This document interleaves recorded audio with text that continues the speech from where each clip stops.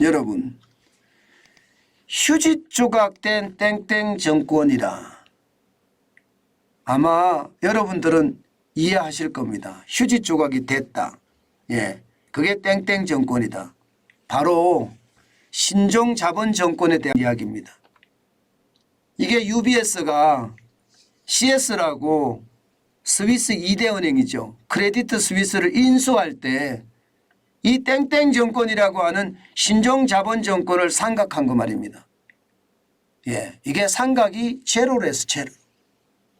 예, 쉽게 말하면 신종 자본 정권이라는 뭐 채권의 어떤 성격도 갖고 있고요.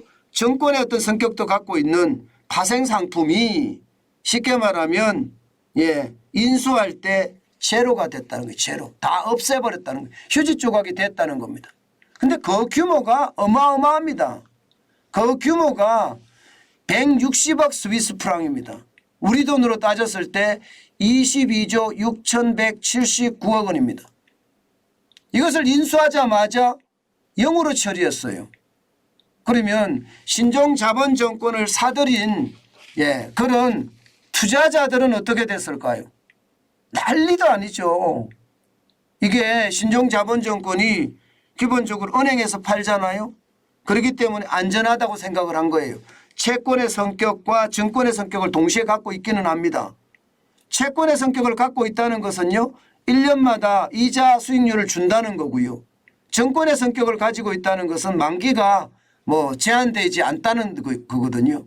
그런데 이게 M&A 과정에 예, 인수합병 과정에 영으로 상각됐다는 사실이 사실은 유럽 전역에 퍼져서 지금 유럽 은행의 위기로 점점 발전이 되고 있거든요. 당장 도이치방크만 하더라 독일 최대 은행입니다.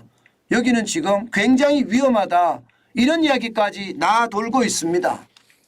물론 생각했던 것보다 그렇게 위험한 것은 아니야 이렇게 이야기하고는 있지만 사실 그럴까 그런 생각은 할 수밖에 없습니다. 이게 정부에서 말하는 거나 예, 뭐 독일 정부죠. 예, 또 유럽 중앙은행에서 말하는 게 뭐 워낙 탄탄하기 때문에 걱정할 것도 없어 이렇게 이야기하지만 여러분도 알다시피 실적과 상관없이 파산하는 거 실리콘밸리 은행 파산하는 거 보셨잖아요. 예, 이게 폰뱅크론이라고 디지털의 역습이 가져온 어떤 파산 우리가 눈으로 목도했습니다. 그렇기 때문에 그게 대상이 도이치방크라고 하더라도 예외가 아니다. 이렇게 충분히 이야기할 수가 있습니다. 그런데 우리나라는 그러면 안 가지고 있을까? 이 신종자본정권. 제가 여러분들에게 신종자본정권에 대한 소개도 했습니다. 왜냐하면 이자율이 높기 때문에 뭐 계속 소개를 해서 여러분들에게 말씀을 드렸어요. 그런데 우리나라도 신종자본정권 발행이 많습니다. 지금 보시는 것처럼 총액이 31조 5천억 원입니다.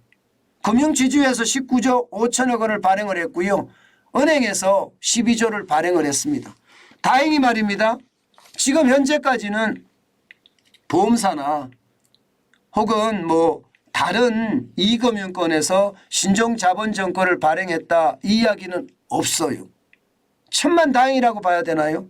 안 그래도 이금융권이 어려운데 이금융권이 만약에 신종자본정권을 발행을 하고 예, 보험사 같은 데서 자본금을 늘리기 위해서 신종자본정권을 발행을 했다면 와 그것은 충격이 될 수가 있죠.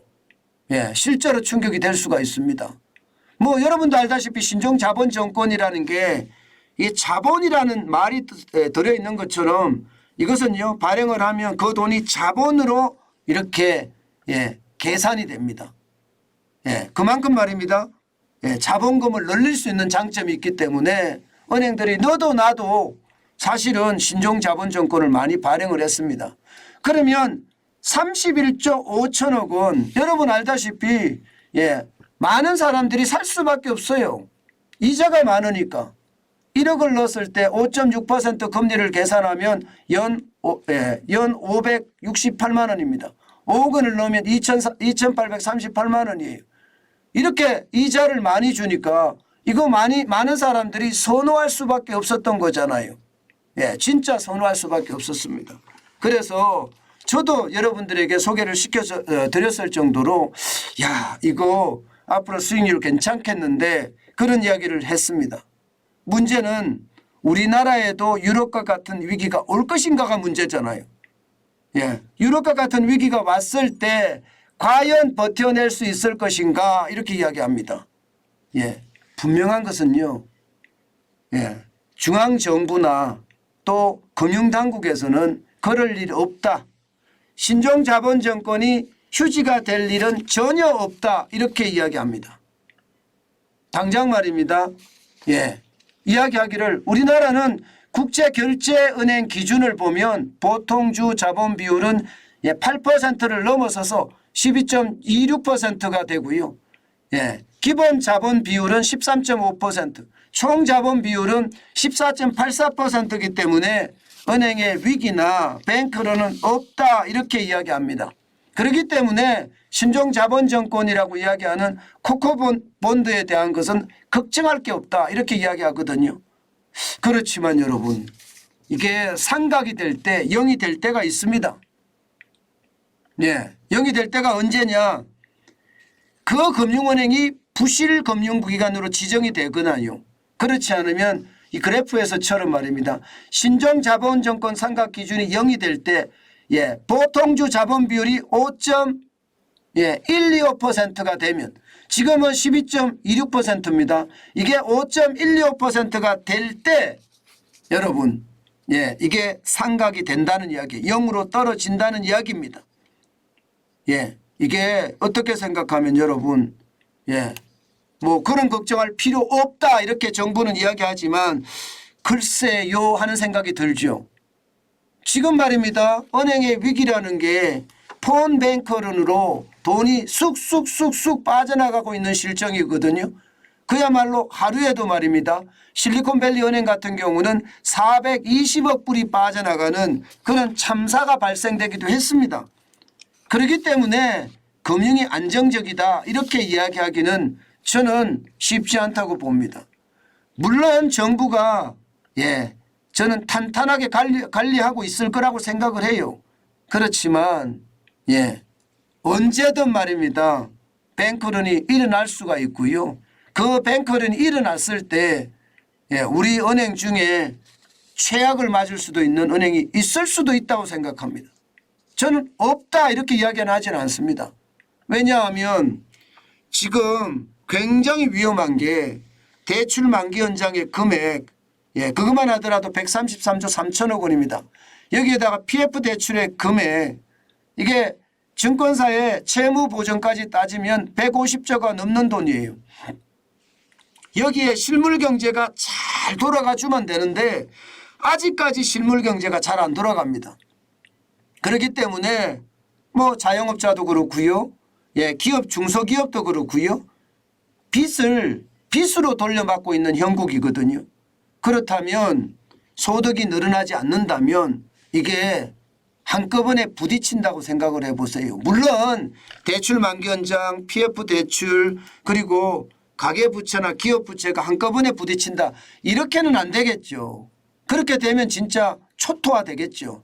그렇지만 이게 다는 아니더라도 예를 들어서 PF 대출하고 가계소득에 관련된 가계부채, 기업소득과 관련된 기업부채는 부딪힐 수 있거든요. 만약에 그렇게 부딪혔을 때 괜찮을까요?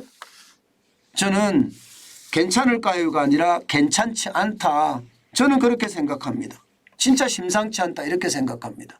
때문에 여러분 그 어느 때보다 저는 내가 가지고 있는 현금 자산 굉장히 관리 잘해야 된다고 생각을 합니다. 이금융권에 예치를 해두었다면요. 그 은행이 안전하다. 뭐 지금 보시는 것처럼 국제결제은행의 비율이 적어도 8%를 넘어섰다든가 부실채권 비율이 3% 이내라든가 이러면 안 망할 가능성이 있기 때문에 뭐 좀 더 넣어두는 것도 저는 나쁘지 않다고 생각은 하지만 기본적으로 말입니다. 이자 많이 준다고 한은행에 뭐 저축은행도 마찬가지 새마을금고도 마찬가지인데요. 이금융권에 많이 넣어두는 것은 저는 아니라고 생각합니다. 그래서 예금자 보호 한도가 5천만 원인데요. 이자를 포함할 경우에는요. 한 4,700만 원 정도 넣어두면 이자까지 나중에 받을 수 있으니까 너무 많이 넣어두지 말고 분산해서 이금융권에 넣어두시고요. 1금융권에 들어가는 것도 내 자산을 분산해서 뭐 국민은행, 신한은행 뭐 이렇게 분산해서 농협 그리고 말입니다. 우체국 이렇게 분산해서 기업은행까지 이렇게 하시는 게 저는 내 자산을 지키는 지름길이라고 생각을 합니다. 제가 늘 지금 말씀을 드리지만 시시각각으로 은행의 위기는 점점 다가오고 있다 이런 생각이 들어요. 그렇기 때문에 여러분 대비도 그만큼 철저하게 해야 된다는 것. 굉장히 중요한 상황이다. 그 말씀 다시 한번 올립니다.